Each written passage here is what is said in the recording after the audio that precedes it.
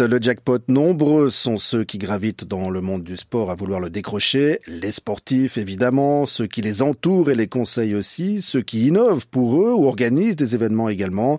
Bref, tous ceux qui travaillent de près ou de loin dans le business du sport. Une voie qui séduit de nombreux jeunes aujourd'hui.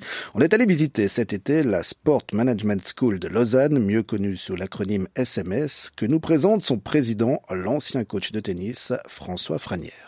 Alors SMS, ça veut dire Sports Management School, c'est une marque internationale qui est basée à Paris et Barcelone, un grand groupe international.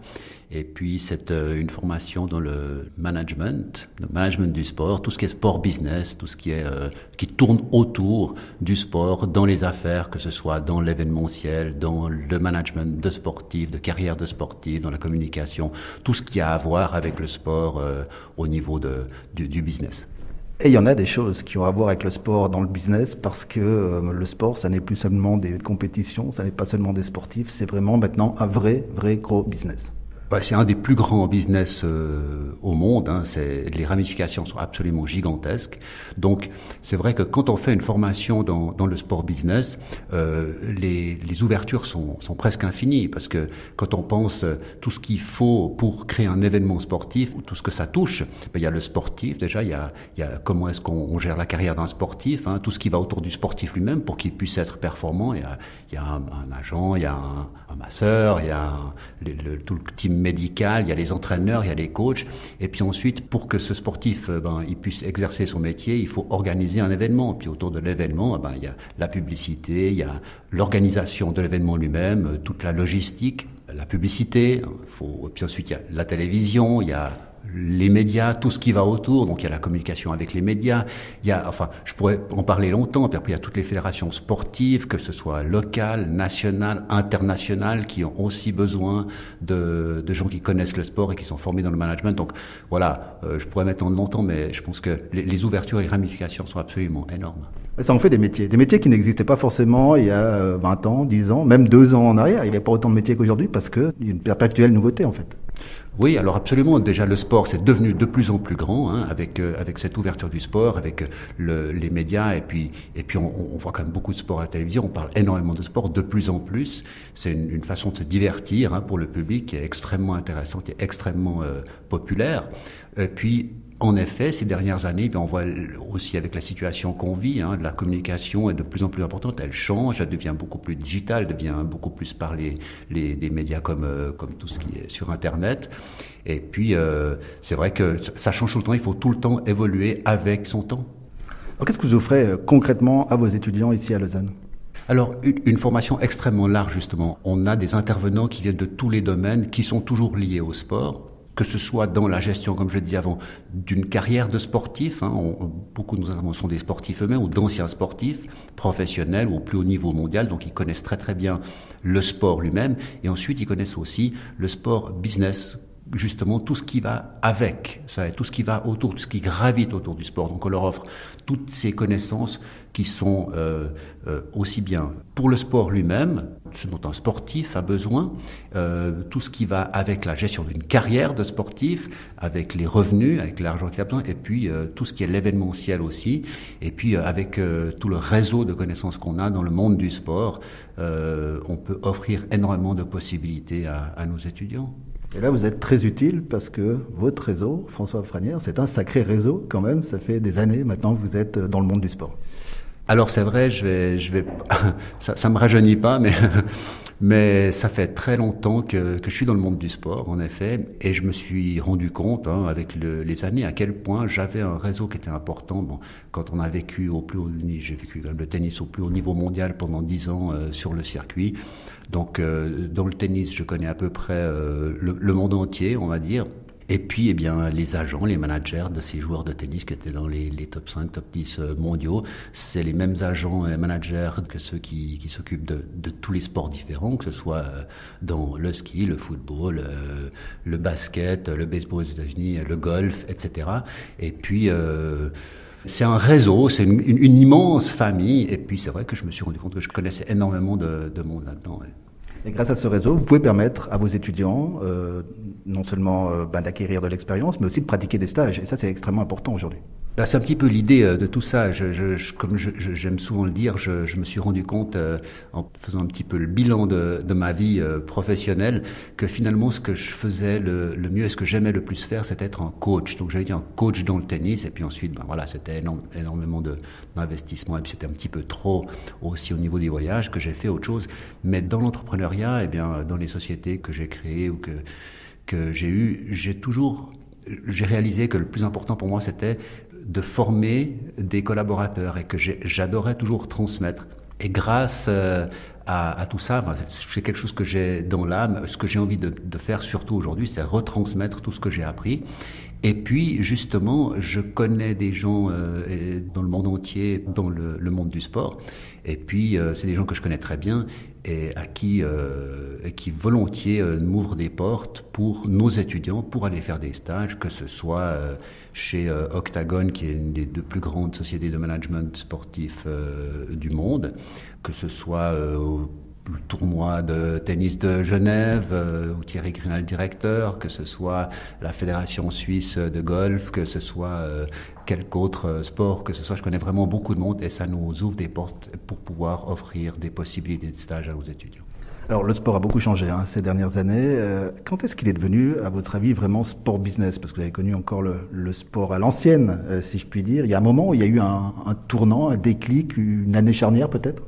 C'est difficile, mais il semblerait que un des moments décisifs, on parle d'Octagon, mais le déclencheur, l'homme déclencheur du sport, management sportif, c'était Mark McCormack, qui était le fondateur de IMG, Et lui, en fait, il a lancé ça avec Arnold Palmer, qui était le meilleur joueur de golf du monde à l'époque, mais on parle de 1960, 60-70, dans ces années-là, c'est à peu près, entre 60-70.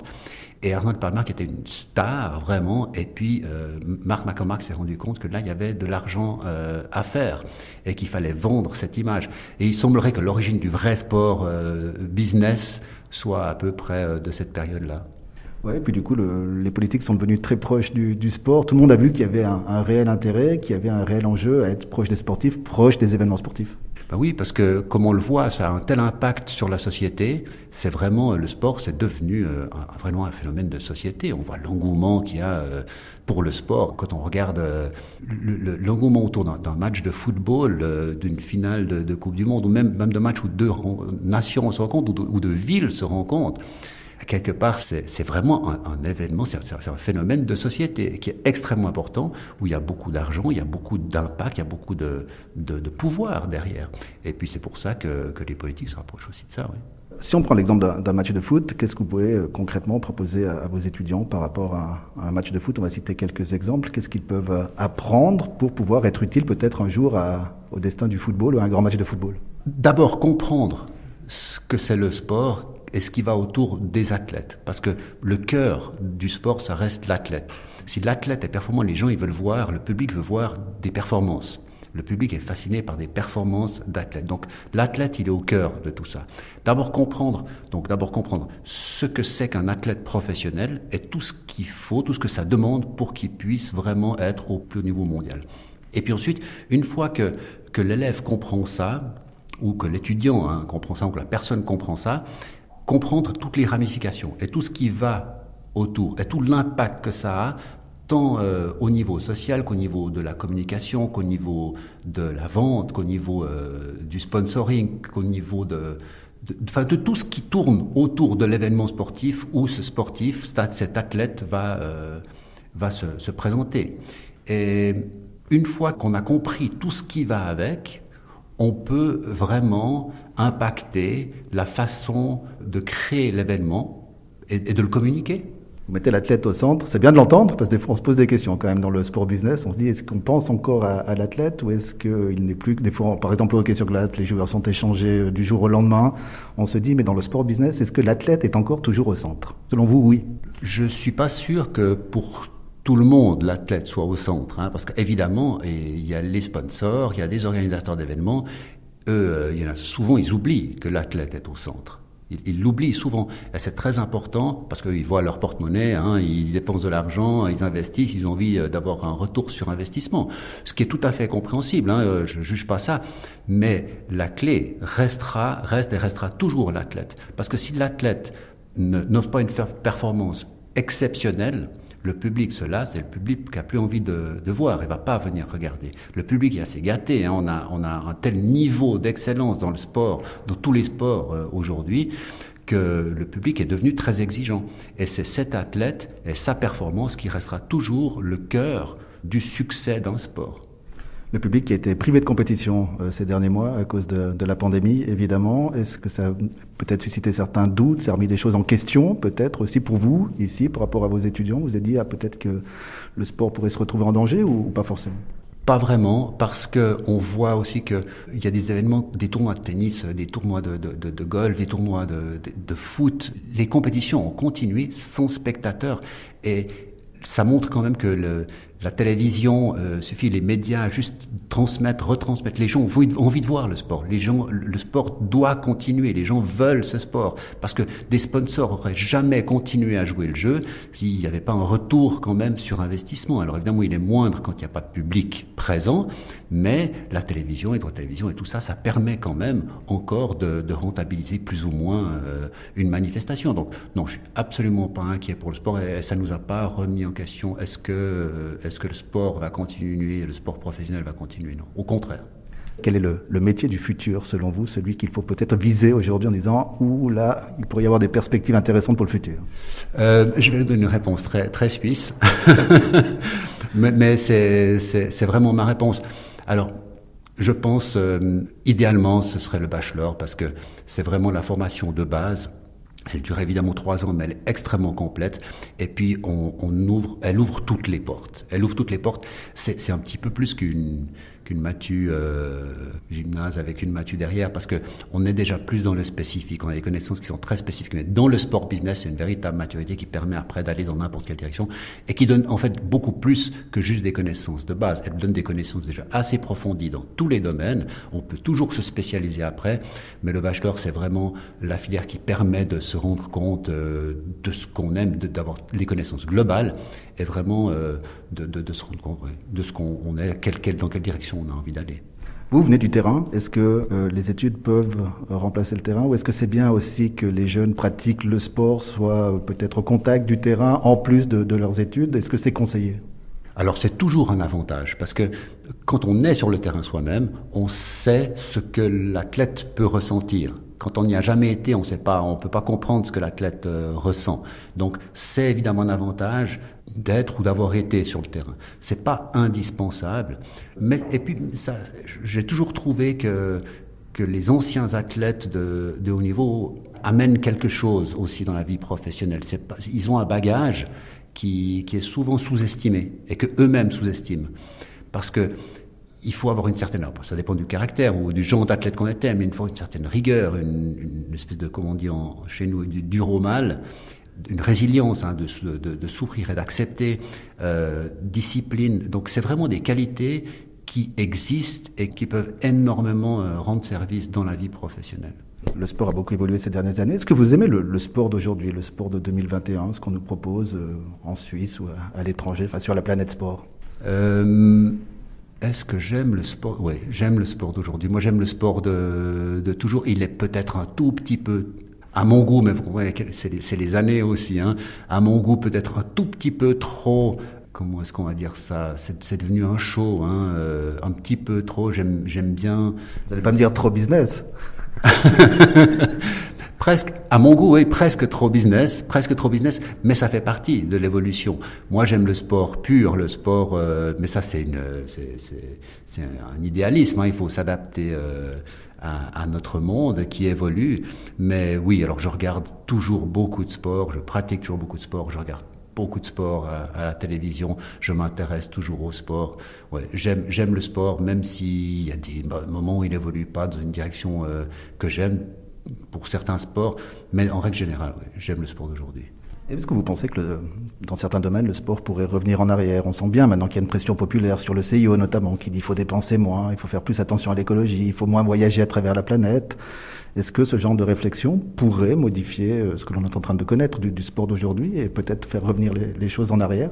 Peut-être en partie. Hein. Alors, je suis pas devin, mais je pense que c'est une évolution. Cette évolution, on va toujours, c'est comme la bourse. Hein. Si elle part en l'an 1900, elle est à 0, et puis qu'aujourd'hui elle est à 2000, elle n'a pas été en ligne droite de 0 à 2000. Elle peut monter à 1000, puis ensuite redescendre à 500, puis après remonter à 1500, etc. Ça monte, ça descend, ça monte, ça descend.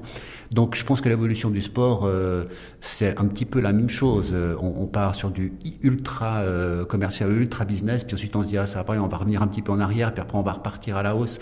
Je pense quand même que le trend, ça restera toujours le sport business. Je pense pas qu'on va vraiment revenir en arrière, mais peut-être un petit peu, par étapes, c'est pas impossible. Ouais. Peut-être l'argent qui commande, au final, comme on dit souvent. Là où il y a de l'argent à se faire, normalement, il devrait toujours y avoir du sport de haut niveau. C'est exactement ça. Et c'est vraiment, on le voit, hein, on voit avec l'évolution, il y a énormément d'argent, de plus en plus d'argent dans le sport. Mais c'est pas forcément un mal, c'est aussi parce que le public en demande. Parce que si le public en demandait pas, il y aurait pas autant d'argent. C'est toujours, ça répond à une demande du public. Vous savez, je dis souvent que le sport, pour moi, c'est un petit peu l'exutoire, c'est la façon pour l'homme, hein, l'être humain, de plus faire la guerre. Parce que à l'origine, on se mesurait. Qu'est-ce que c'est ? Les premiers sports qu'il y a eu, c'était de la lutte, c'était de la course, c'était le plus rapide, le plus fort, c'était ça. Et en fait, c'était une compensation, c'était pour pouvoir se mesurer sans devoir se faire la guerre et sans devoir se battre. Et aujourd'hui, c'est toujours un petit peu ça. Pourquoi est-ce que l'engouement, il n'est pas de savoir est-ce que si la France et l'Allemagne se battaient militairement parlant, lequel gagnerait ? Non, on met 2 équipes de foot. Et puis, qui c'est les meilleurs, les Français ou les Allemands ? Et puis, la personne s'identifie à son pays, et c'est une espèce de comparaison des forces. C'est comme ça qu'on compare nos forces. Donc, le sport restera toujours, à mon sens, une façon de compenser une possibilité ou une manière de ne pas devoir faire la guerre aussi. Dernière question. Qui dit sport business dit argent. Est-ce que vous faites miroiter cela à vos étudiants aussi ? Vous leur dites, dans le sport, il y aura possibilité de vous faire pas mal d'argent, peut-être suivant ce que vous choisissez, ou est-ce que vous n'en parlez pas du tout, c'est tabou, on laisse ça de côté ? C'est pas du tout tabou, mais c'est pas quelque chose que je mets forcément en avant. Quand on me pose la question, je dirais plus, premièrement, faites quelque chose que vous aimez. Ce que vous aimez faire, il y a de fortes chances que vous le fassiez bien. Et si vous le faites bien, il y a de bonnes chances pour que vous puissiez gagner de l'argent. Mais il ne faut pas que ce soit au centre. C'est exactement comme pour l'athlète professionnel. S'il se demande comment est-ce que je dois faire pour gagner de l'argent, il ne va pas en gagner. Ce qu'il doit faire, la seule chose qu'il doit faire, c'est se concentrer sur bien jouer et avoir de bonnes performances. Parce que c'est les performances qui vont lui faire gagner de l'argent. C'est pas l'athlète qui va aller chercher l'argent, c'est son agent. C'est le sport business, comme on en parle maintenant, le team qui est autour. Ça, c'est leur métier. Eux, ceux-là, sauront aller taper aux bonnes portes pour trouver les sponsors et pour trouver l'argent. L'athlète se concentre sur son sport, sur ce qu'il fait lui, c'est les performances. Et ensuite, c'est les autres qui trouveront l'argent. Nos étudiants, c'est la même chose. Faites ce que vous savez faire. Faites bien votre travail, choisissez ce que vous aimez faire, faites-le bien, l'argent, il va venir avec. C'était François Franière, président de la Sport Management School de Lausanne, pour laquelle collaborent plusieurs conseillers, parmi eux l'ancien médaillé olympique de judo Sergei Ashvanden, que vous entendrez dans 3 minutes.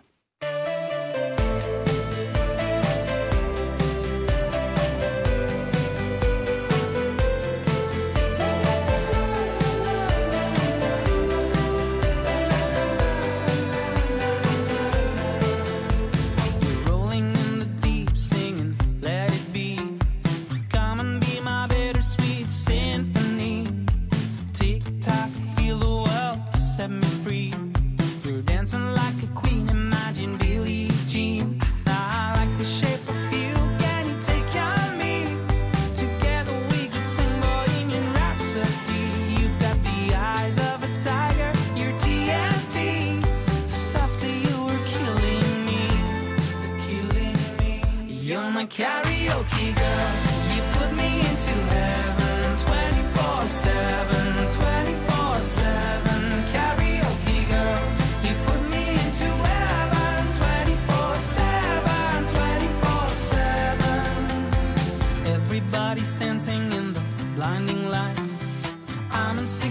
won't, but I'm staying alive. Do you wanna be my lover or my bad romance? Viva la vida, I hope this never ends. I'm losing my religion, but my heart will go on. You were so amazing, like all the great songs. I'm standing in the corner like a brick and roll. Don't stop, get it on. You're my karaoke girl. You put me into heaven 24/7, 24/7. Karaoke girl. You put me into heaven 24/7, 24/7. And give me all your loving with your favorite songs. You make me sing along, long. And give me all your loving with your favorite songs. You make me sing along, long. I wanna dance. I just wanna dance, dance with you. I wanna dance. I just wanna dance with somebody, somebody like you.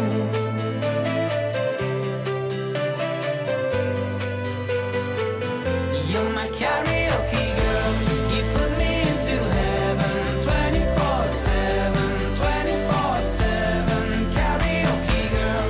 You put me into heaven 24/7, 24/7. Give me all your loving with your favorite songs. You make me sing along, long. Give me all your loving with your favorite songs. You make me sing along, long. Karaoke Girl, interprété par le groupe Grison 77 Bombay Street, qui est dans le business de la musique depuis 2007. Nous, c'est le business du sport qui nous intéresse ce soir. On était en compagnie de François Franière, président de la Sport Management School de Lausanne il y a un instant, une école internationale dans laquelle s'implique le président de la Fédération suisse de judo et jiu-jitsu, Sergei Ashwanden.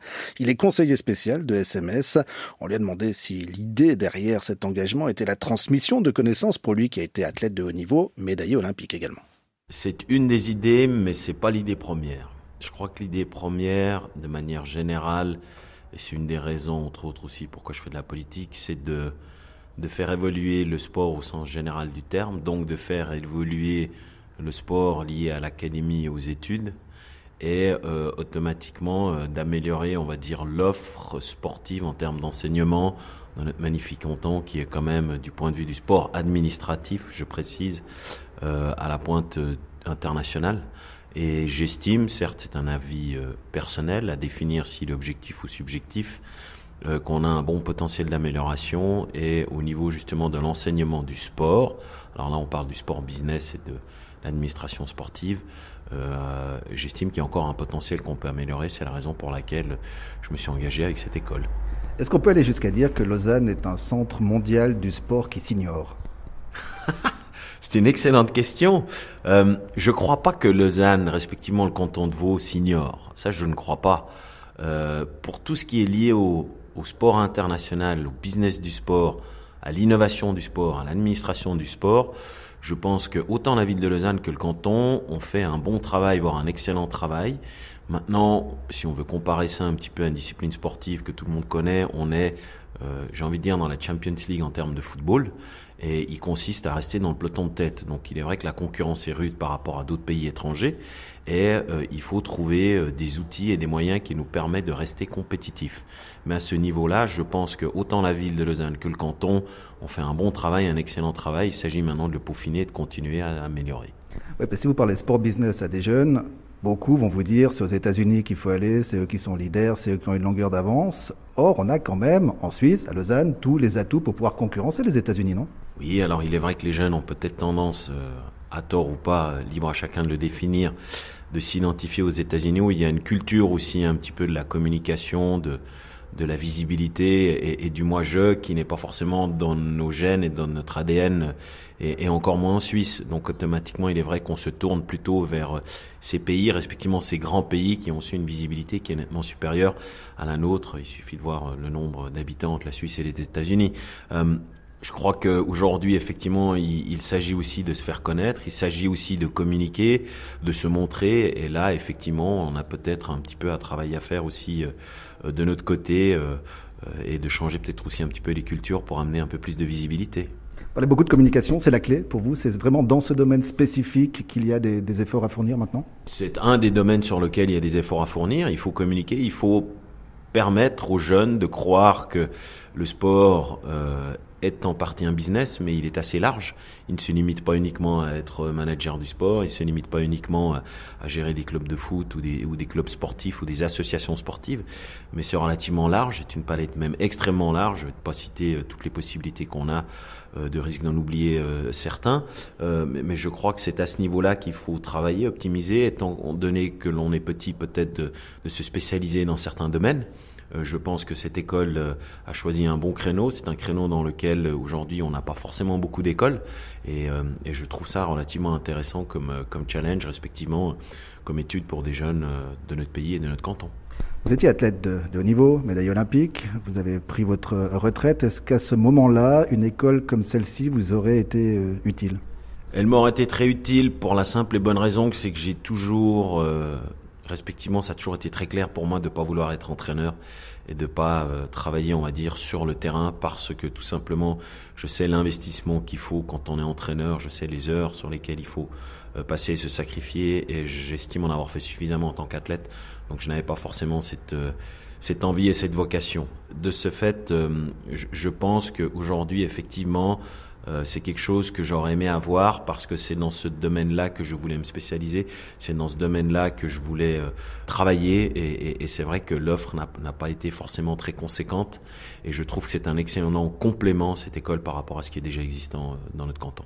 L'avantage quand on a été athlète, c'est qu'on sait tout ce dont l'athlète a besoin. On sait aussi tous les sacrifices que fait l'encadrement de l'athlète. Est-ce que c'est un réel avantage si aujourd'hui on veut fréquenter cette école SMS? Est-ce qu'il vaut mieux être sportif, avoir la connaissance du terrain, ou est-ce que c'est pas forcément utile? Vous pouvez apporter vos connaissances sans être sportif. Non, je crois que chaque être humain a des qualités et des défauts. Chaque être humain a une expérience de vie. Il va de soi que quand vous avez fait du sport d'élite jusqu'à l'âge où je l'ai fait, vous avez une expérience de vie qui est peut-être pas celle qui est dans la moyenne. Et de ce fait, vous amenez, on va dire, un bagage qui est différent et fort intéressant. Est-ce que c'est un plus? Oui, c'est un plus par rapport à la gestion de plusieurs paramètres, gestion du stress, etc. Mais vous avez d'autres personnes qui ont peut-être suivi un autre cursus en ayant passé quelques années à l'étranger pour pouvoir travailler ou autre, et ils amènent un autre bagage qui est tout aussi intéressant et constructif. Donc je crois que il faut pas le voir uniquement d'un seul angle et d'un seul axe de celui du sportif d'élite. C'est un axe parmi d'autres qui sont tout aussi intéressants. Quand on dit sport business, forcément on pense à argent. Il y a de l'argent à se faire, ça fait rêver les jeunes aujourd'hui. Vous dites c'est un domaine dans lequel il faut aller, le sport business, si vous voulez faire un peu fortune. Je crois qu'aujourd'hui, sans argent, il est difficile de vivre. Ça, il n'y a pas besoin d'être Einstein pour pouvoir le voir et le savoir. Ce que je peux constater aujourd'hui, surtout chez les plus jeunes, c'est que l'argent est important, mais c'est une partie de la vie. Ce que je constate souvent, c'est que ces jeunes veulent surtout pouvoir s'épanouir, trouver du plaisir dans ce qu'ils font. Et ce que je trouve fort intéressant de cette école, c'est qu'on est tout de suite orienté pratique. Donc vous êtes tout de suite confronté à des défis qu'il faut relever. Et ça, j'estime que c'est fort intéressant au-delà de l'argent, qui bien entendu joue aussi un rôle. Certains pourraient être tentés de se faire de l'argent sur le dos des sportifs quand même, parce qu'au centre du sport, il y a toujours l'athlète, le sportif, mais aujourd'hui il y a beaucoup de monde qui gravite autour de lui. Vous savez, le sport de haut niveau, donc l'athlète, c'est un métier comme tout autre métier et tout travail mérite salaire. Après, ne nous voilons pas la face, le sport n'est pas un milieu où tout est sain et tout est innocent. Nous avons malheureusement aussi des dérives, ça fait partie de la société, ça fera toujours partie de cette société, il faut l'accepter. Maintenant, on essaye d'éduquer et d'inculquer les valeurs, les bonnes valeurs à toutes ces personnes pour que celles-ci puissent justement travailler de manière, on va dire, saine, sereine et correcte. Est-ce que pour vous l'athlète est toujours au centre aujourd'hui? Est-ce qu'on pense toujours à l'athlète en priorité lorsqu'on organise un grand événement, lorsqu'on fait de la communication sur un grand événement, ou est-ce qu'il est devenu secondaire? On pense par exemple aux hockeyeurs en NHL qui peuvent être d'un jour au lendemain transbahutés d'un club à l'autre. On se dit bon, on pense plus tellement à l'être humain dans cette affaire-là. Est-ce que pour vous l'athlète aujourd'hui est toujours au centre des préoccupations? À titre personnel, je pense que l'athlète reste au centre. Toutefois, on a quelquefois eu des dérives où on a tendance à oublier les intérêts de l'athlète et le bien-être de l'athlète, respectivement sa santé et son développement. Ça, c'est vrai. On n'a pas besoin de se voiler la face quand on voit aussi certains montants liés à des transferts d'athlètes ou de joueurs. Aujourd'hui, je pense qu'on est arrivé à une exagération. Il faut retrouver un juste milieu. Dernièrement, on a parlé de manière assez conséquente de cette Europa League. Je crois qu'aujourd'hui, on est confronté à un problème. Aujourd'hui, il faut trouver un juste milieu. Bien entendu, il y a beaucoup d'argent qui est généré par le sport. Toutefois, il ne faut pas qu'on oublie les fondamentaux et je pense que ces derniers temps, peut-être, il y a eu certaines dérives par rapport à ça. Ah, mais quand vous êtes dans le business, vous voulez toujours plus d'argent. Même quand vous êtes multimillionnaire, vous êtes propriétaire d'un club, vous voulez toujours plus d'argent. Ça, c'est le risque du sport business, non? Non, je crois pas. Ça dépend quel club ou quelle entité. Vous avez effectivement certains investisseurs ou entrepreneurs qui sont toujours en quête de rechercher à générer plus de profit. Et puis vous en avez d'autres qui essayent de maintenir une entité viable, profitable bien entendu, parce que bien entendu il y a un aspect économique, donc il faut générer du profit. Mais là effectivement c'est aussi lié à la personnalité des dirigeants que vous avez à la tête des différentes institutions. Alors on peut se poser des questions selon aussi les directives de certains, si ce sont les bonnes personnes à la tête de ces institutions. J'ai mon avis là-dessus, je me garderai de le dire par rapport à certaines personnes.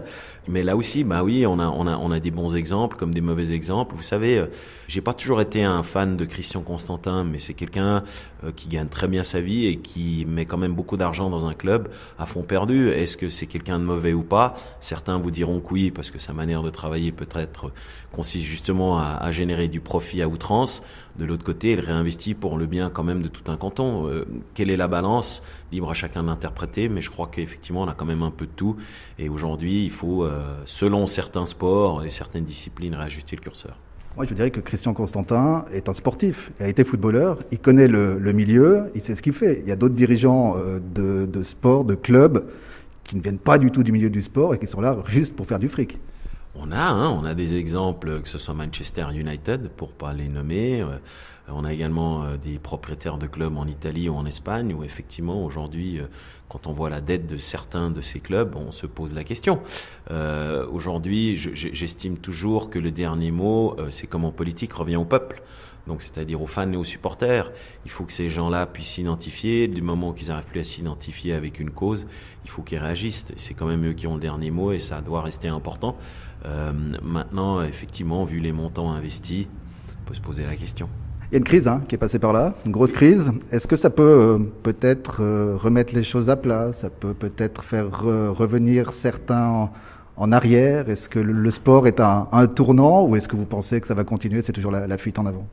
J'espère que le sport est un tournant. J'espère qu'il y a des réflexions profondes, des changements profonds qui vont avoir lieu pour justement réajuster ce fameux curseur. Est-ce que ceci aura lieu? Je ne sais pas. Je ne sais pas, je n'ai pas la réponse. Je pense que nous allons assister à un certain changement, mais est-ce que ce seront des changements en profondeur? Je ne suis pas certain, parce que, bien entendu, il y a trop de monde aujourd'hui qui vivent autour de ce business, qui vivent grâce à ce business, et il faut quand même énormément de temps. Il est vrai qu'on a eu une crise pendant environ 18 mois, mais le sport s'est développé les 50 à 100 dernières années. C'est pas en 18 mois qu'on va pouvoir changer les choses radicalement, il faut rester réaliste.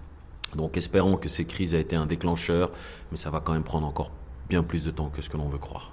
Vous avez parlé du peuple. Il est important, évidemment, dans le monde du sport, parce que c'est le peuple qui va assister aux événements. Le peuple dit aujourd'hui, on en a marre de voir dépenser beaucoup d'argent pour le sport. On en a marre de voir des athlètes qui traversent les continents en avion et qui polluent la planète. On a envie d'autre chose.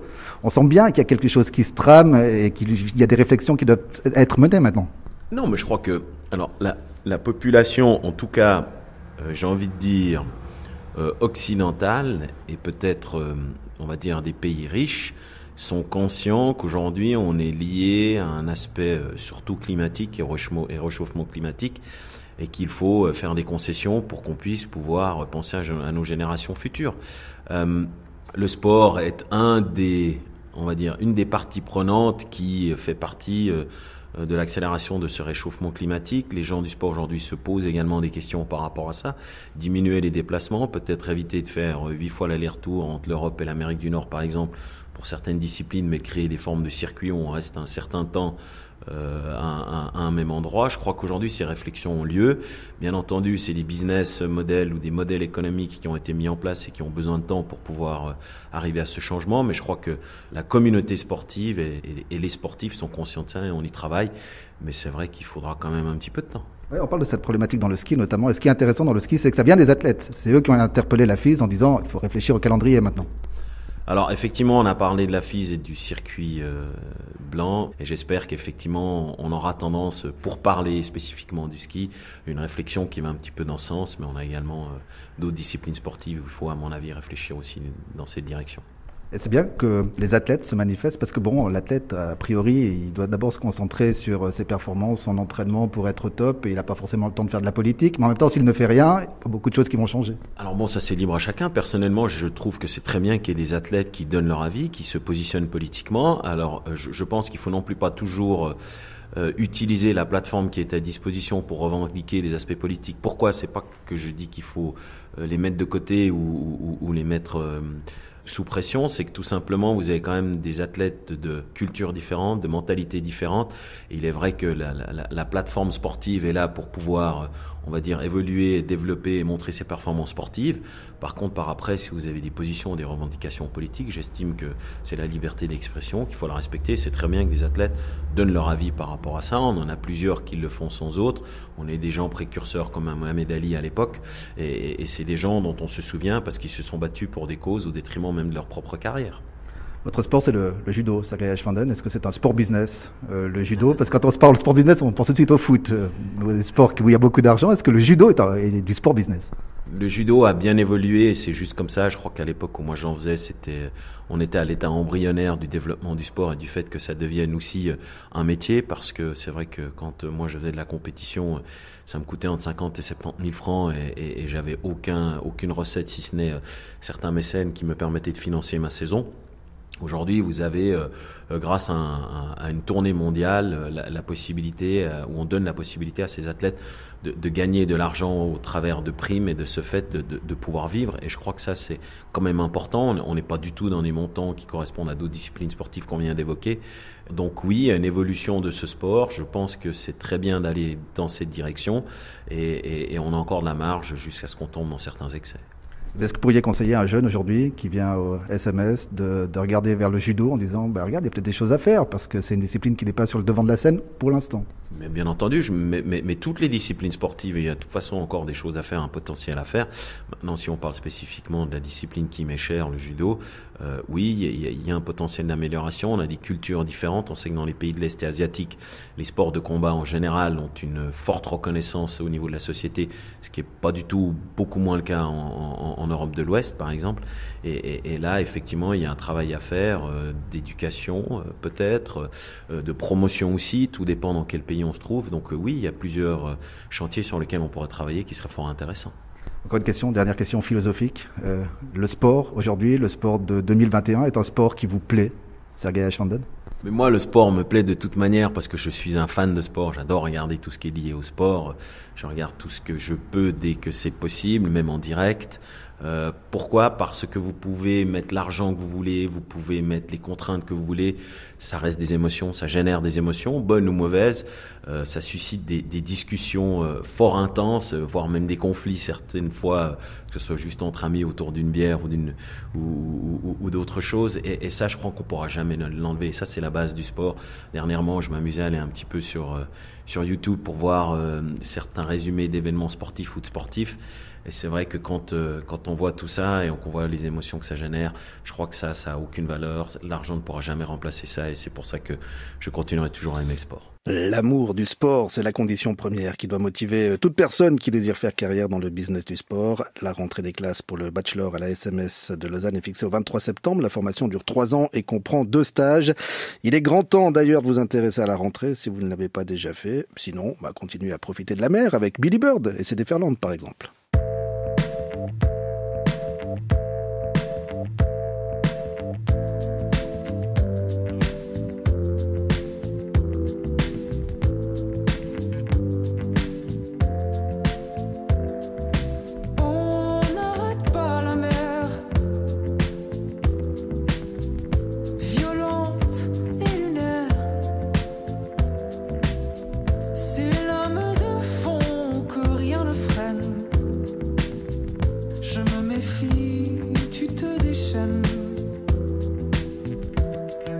C'est une déferlante, sans raison évidente. C'est une déferlante, au milieu de la mer éphémère. Celle qui éteint mon feu et me brise le cœur en deux. Impossible d'y couper. On n'arrête pas la mer. On n'arrête pas la mer.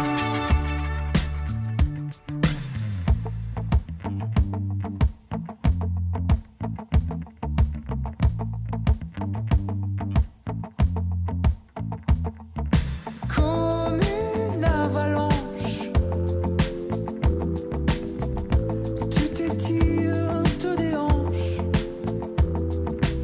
Cette blanche falaise que rien ne calme ni apaise. Tu me défies et me malmènes. C'est une déferlante, sans raison apparente. C'est une déferlante, au milieu de la mer. Les déferlantes de Billy Bird qui nous rappellent nos vacances d'été. Elles sont bientôt terminées pour la plupart d'entre nous. Le retour sur les bancs d'école, c'est pour la semaine prochaine pour les plus jeunes. Et puis pour les universitaires, ce sera mi-septembre. Les universités qui sont de plus en plus agréables à fréquenter pour les étudiants. On pense désormais à leur santé dans les établissements. La FISU, la Fédération internationale des sports universitaires, a lancé l'année passée sa certification Healthy Campus. Près de 70 universités dans 29 pays ont rejoint ce programme que le secrétaire général de la FISU, Éric Saint-Tron, a présenté à Grégoire Perroux. Écoutez, il y a quelques années, nous avons décidé de nous occuper pas uniquement des athlètes de haut niveau qui participent à nos Jeux universitaires et championnats du monde universitaire, mais aussi à tous les autres étudiants qui sont sur les campus, ce qui représente quand même 160, 170 millions d'étudiants dans le monde. Alors, pas uniquement s'occuper d'eux en termes d'activité physique, mais également de s'occuper du bien-être, de la santé de ces étudiants sur leur campus quand ils sont naturellement chaque jour sur leur campus. Alors la certification, c'est simplement donner à des universités une certaine reconnaissance des efforts qu'ils font pour donner tous ces services aux étudiants. Ces services qui sont liés pas uniquement à l'activité physique, mais également à la nutrition, à l'environnement pour les étudiants. Il y a tous les services qui sont mis à la disposition des étudiants pour leur bien-être quand ils sont sur le campus. Concrètement, si on parle d'activité sportive ou de nutrition, c'est quoi qui est regardé? C'est les menus à la cafétéria ou... Oui, entre autres, mais il y a en fait 100 critères qui ont été mis en place par des experts, 30 experts qui viennent un peu de tous les horizons, entre autres l'UNESCO aussi, la World Health Organization. Et ces experts ont défini 100 critères dans les différents secteurs d'activité sur le campus qui sont cotés pour obtenir une certification. Alors il y a 100 critères, il n'y en a que 33 qui sont liés à l'activité physique elle-même et tous les autres critères sont liés à d'autres activités sur le campus, y compris l'environnement. On est ici sur le campus de l'UNIL, vous pouvez imaginer que l'environnement ici pour les étudiants est assez remarquable, mais ce n'est pas le cas dans tous les campus et nous avons essayé de créer des critères qui puissent répondre aux possibilités qu'ont les universités dans le monde entier, pas uniquement dans la belle Suisse. Ça fait 1 an que cette certification a été lancée. Quel premier bilan tirez-vous? Est-ce que c'est un succès? C'est un succès surtout que nous avons lancé le projet, enfin pas le projet, mais le lancement du projet en mai 2020, juste 2 mois après que la plupart des universités dans le monde ferment leurs portes. Donc on s'attendait naturellement à avoir beaucoup de retard dans ce projet. Mais finalement, les universités, peut-être le contexte du Covid qui a créé cela, ont répondu assez favorablement. Nous avons déjà 73 universités inscrites dans le système. Et aujourd'hui, à l'heure de l'année de ce projet, nous avons 8 universités qui ont atteint la plus haute certification. Puisqu'il y a plusieurs certifications. Il y a simplement la première certification où les universités doivent répondre entre 40 à 50 critères d'évaluation. Et puis il y a la certification de bronze, d'argent, d'or et de platine, qui est la plus haute certification. Et aujourd'hui, nous avons déjà, parmi les 17 certifications, 8 universités qui ont atteint le plus haut niveau de certification avec plus de 90 critères qui ont été remplis. Il y a des universités suisses justement dans... Il y a bien sûr l'université de Lausanne qui a été certifiée parce que c'était aussi une université pilote dans le projet. Nous avons travaillé avec l'université de Lausanne depuis des années pour mettre en place ce projet. Donc ce ne sont pas uniquement des partenaires du projet, mais aussi des gens qui nous ont aidés à développer ce projet dès les premières journées de création de ce projet. Et il y a dans les grandes universités, c'est pas seulement les universités suisses, hein, donc c'est les universités partout autour du globe. Oui. Il y a des grandes universités, on pense aux grandes universités britanniques ou américaines. Oui, bien sûr. Pour les Américaines, c'est un peu différent parce que l'organisation des universités américaines est un peu différente de ce qu'on vit en Europe ou dans le reste du monde. Mais nous avons dans les certifications naturellement beaucoup d'universités européennes. Mais nous avons par exemple aussi d'autres universités en Amérique latine qui sont partie du projet. D'Asie, l'université de Pékin est également, qui est une énorme université, est également a atteint la plus haute certification également il y a quelques semaines. Donc nous avons des universités dans le monde entier. Et notre objectif naturellement est d'atteindre environ 200 universités, nous l'espérons avant la fin de l'année, mais comme vous le savez, après cette période de Covid, il est clair qu'en septembre, la rentrée académique sera une priorité pour les universités et il est possible qu'on ait un peu de retard dans ce développement. Mais nous atteindrons très certainement rapidement 200 universités dans le futur. Une année compliquée également pour la FISU, donc la Fédération internationale des sports universitaires, on imagine. Oui, bon, il est clair que nous avons dû annuler tous nos championnats du monde, c'est-à-dire 28 championnats du monde qui devaient avoir lieu en 2020. Sans la possibilité vraiment de les reporter à l'année suivante. Nous avons dû reporter nos Jeux d'hiver de Luzerne qui devaient avoir lieu en janvier 21 à décembre 21. Et finalement, nous avons dû également reporter nos Jeux d'été de 2021 à Chengdu en Chine qui auront lieu maintenant en juin en 2022. Donc ça a été assez difficile, surtout que nous avions tout notre personnel qui est en home working et en réduction d'horaire de travail.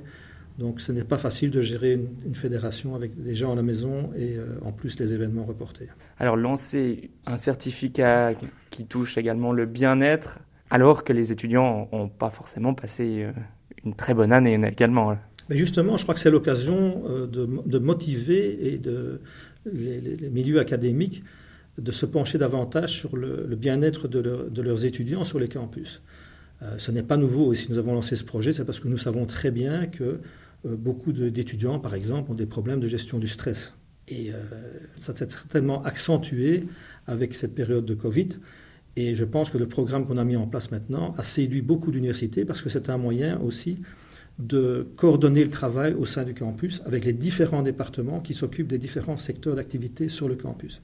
Donc le but, c'est aussi de mettre un outil à la disposition des présidents d'université de manière à coordonner le travail entre leurs différents départements. À l'UNIL, beaucoup de choses existaient déjà, mais peut-être n'étaient pas rassemblées dans un même programme. Donc c'est un outil important pour les dirigeants d'université. Ce qui est intéressant avec ce certificat, c'est que ça ne touche pas que le sport. On ne demande pas aux étudiants juste d'aller courir une fois par jour ou d'être membre d'un club. Ça touche la nutrition, le bien-être, l'écologie. C'est un peu tout l'écosystème d'un athlète professionnel que vous essayez de transmettre aux étudiants. Enfin, une possibilité. C'est une très bonne comparaison parce qu'il est clair que nos athlètes de haut niveau, qui sont aussi pour la plupart des athlètes olympiques ou qui participent aux championnats du monde dans différentes disciplines, eux ont déjà une hygiène de vie, ils ont déjà une discipline qui est installée, sinon ils ne seraient pas à ce niveau-là au niveau du sport. Et ce qu'on veut donner, c'est une possibilité à tous les autres étudiants d'avoir accès à ce type d'éducation. Et quand je dis hygiène de vie, ça touche tous les niveaux. Je pense que dans le futur, c'est un modèle que nous voulons exporter aussi peut-être au sein des entreprises, au sein des villes et régions, de manière à ce que ce système qui est mis à disposition des étudiants puisse être exporté également à toute la population d'un pays ou d'une région. Aujourd'hui, en 2021, après une année comme ça, parler de santé mentale et sociale, c'est encore possible dans le milieu universitaire? Je pense que oui. Et ce qui a été prouvé maintenant, c'est que les étudiants ont besoin d'un retour à la normale avec les contacts physiques, pas uniquement entre eux, pas uniquement entre étudiants, mais également avec leurs professeurs. Et ça a été clairement exprimé par l'ensemble de la communauté et universitaire et même au niveau scolaire. Donc c'est une chose qui est positive. Donc notre programme arrive au bon moment.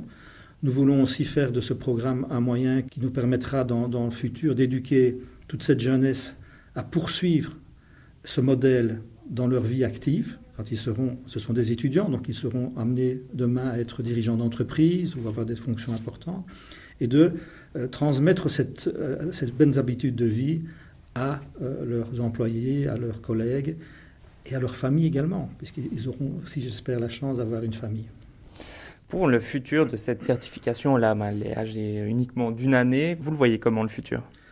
Bon, là c'est très positif en ce qui me concerne, puisque vraiment, je ne pensais pas qu'en 2020, nous allons pouvoir déjà avoir autant d'inscrits dans ce programme et d'universités certifiées.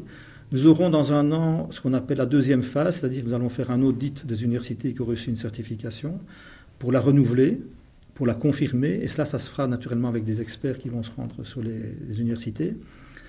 Et ça fait un effet de boule de neige, parce que la communication entre les universités est déjà présente aujourd'hui, parce qu'il y a des échanges au niveau de la recherche, etc. Donc il est clair que quand c'est un domaine qui est assez positif pour le bien-être de l'université, des étudiants, et bien sûr pour l'image de l'université, parce que ça donne une image positive à l'université, il est clair que ça va faire un effet boule de neige, et quand les recteurs se retrouveront dans des congrès d'université, ils vont naturellement échanger, puisque c'est aussi le but de LT Campus, c'est de mettre en contact les différentes universités sur la plateforme de la FISU, dans laquelle ils pourront faire un échange des meilleures pratiques, etc., et de découvrir parfois des choses qu'ils n'imaginaient pas qu'ils pouvaient développer sur leur propre campus. C'était Éric Saintron, secrétaire général de la FISU, la Fédération internationale des sports universitaires.